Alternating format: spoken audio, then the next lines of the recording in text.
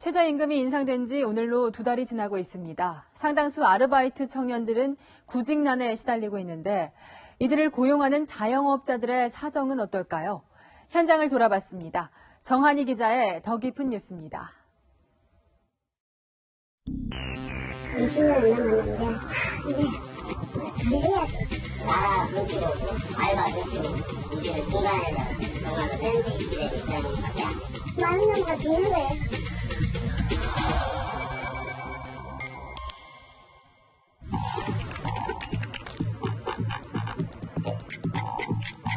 (9년째) 편의점을 운영하는 A씨.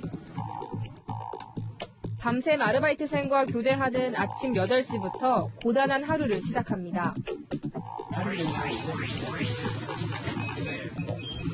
6시간을 정신없이 근무한 뒤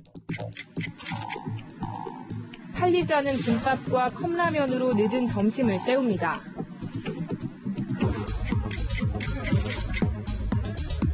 잠깐의 휴식도 없이 이어진 오후 근무는 캄캄한 밤이 돼서야 끝납니다. 오늘 집에 가서 쉬어야죠. 내일을 위해서.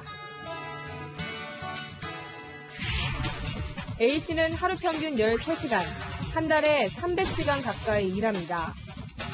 하지만 A씨가 지난달 집에 가져간 돈은 아르바이트생 3명의 임금과 임대료 등을 제하고 200만 원 남짓이었습니다. A씨보다 적게 일하는 한 아르바이트생은 최저시급에 주휴수당까지 더해 사장인 A씨보다 오히려 수입이 많았습니다.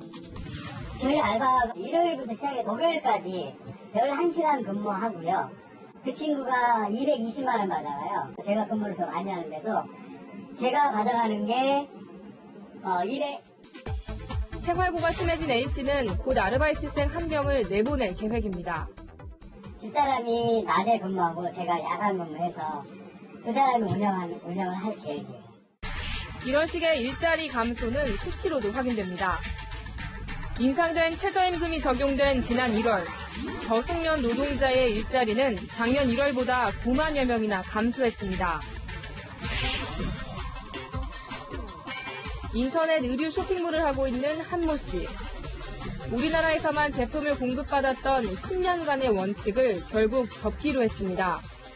거래하는 공장들도 이제 그 임원인도 다 오르고 하다 보니까 이제 기본적인 그 인가공비 같은 게 다 올랐거든요. 베트남이 정말 좋더라고요. 훨씬 싸죠. 아예 문을 닫는 자영업자들도 적지 않습니다. 하루에 9만 5천 원씩 둘이 주니까 19만 원이잖아요. 하루 몇 쌍이 요즘에요. 30 몇만 원. 이렇게 해나가다가 그냥 주인이 집세 올리면 비워줘야지 뭐. 지방의 상황은 더 심각합니다. 최저임금이 오른 지 2달째지만 이 일대에서 아르바이트생에게 최저임금을 맞춰주는 곳은 손에 꼽습니다.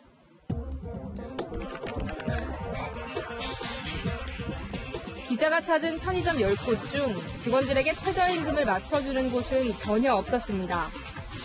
지금 그 얼마까지 올려주시는 거세요? 6천. 내가 진짜 한 달에 무슨 200만 벌어도 나 그렇게 하겠네요, 진짜. 저희는 뭐 지금 7천 원. 그러니까 공법적 되는 거예요. 5천 원 선에 이제 대충 맞추는 거죠. 실상은 더더군다나 쉴 수가 없고. 정부가 제시한 1인당 13만 원의 일자리 안정자금을 신청한 곳도 찾기 힘들었습니다. 우리는 하다 보면 지 26만 원, 내가 26만 원 내야 돼요.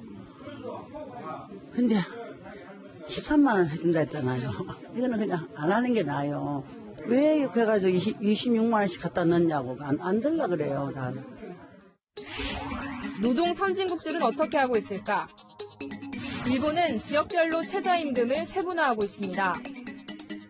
전국 지자체를 4개 그룹으로 나눠 도쿄는 958엔, 아오모리현은 738엔 등으로 차등 적용하는 식입니다. 大都市部と、いわゆる地方との、いわゆる生活費の違いがあるわけですね。例えば住居費含めて。ですから最低賃金においても、そういうものを配慮していくということですね。 하지만 우리나라는 이런 편차를 감안하지 않고 최저임금을 일괄적으로 올렸습니다. 현장에서는 이런 일률적 제도가 영세 자영업자들을 범법자의 길로 내몰고 있다고 비판합니다. 범법자 안 되면 내가 망하는 거고, 범법자가 돼버리면 내가 한 달에 100이라도 150이라도 받는 거고. 또 전문가들은 지역별 체감 경기가 다르기 때문에 자영업자들이 느끼는 부담도 천차만별이라고 지적합니다. 업종이나 지역의 상황을 고려할 수 있는 형태의 최저임금 인상 폭이 중요할 것으로 생각됩니다. 사정이 이런데도 2년 뒤까지 최저임금 10,000원 시대를 달성하겠다는 속도전에만 몰두한다면 영세 자영업자들의 고통은 더 심해질 수밖에 없습니다. 방법이 없어요. 그래서 지금 자영업자들이 다 파산이 보이죠. 소상공인들은 최저임금과 관련해 두 가지를 요구해왔습니다. 하나, 종업원 5명 미만인 작은 곳에선 따로 금액을 정해달라. 둘, 업종별로 최저임금을 따로따로 정해달라. 결국 수용되지 않았습니다. 그리고 불복을 선언했습니다. 김단비 기자입니다.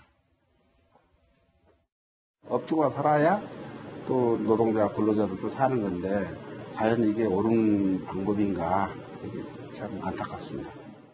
10,000원으로 올리면 그냥 저희도 솔직히 다 법을 지킬 수 없는 시대가 오지 않을까 싶어요. 복받치는 감정은 좀처럼 수그러들지 않았습니다. 음식점 등 5인 미만 사업자에겐 최저임금을 달리 적용해달라는 요구가 결국 무산되면서 소상공인들은 강력 반발했습니다. 앞으로 최저임금위원회의 모든 결정을 받아들이지 않겠다는 겁니다. 동의할 수 없고 최저임금을 인정 못하고 범법자로 다 갈 수 있든지 저희가 저항운동을 벌이던데요. 문재인 대통령이 공약한 최저임금 10,000원을 지키기 위해 내년, 내후년 각각 15.3%씩 최저임금을 올릴 경우 내년에만 561만 명의 임금이 오릅니다. 대부분 숙박, 음식점 등에서 일하는 근로자들이어서 소상공인들의 부담은 커질 수밖에 없습니다. 오늘 최저임금위원회 회의는 소상공인 대표 등 사용자 위원 9명 전원이 불참해 파행됐습니다. 소상공인 단체들은 오늘 밤 긴급 회의를 열고 앞으로 구체적 대응 방안을 논의하기로 했습니다.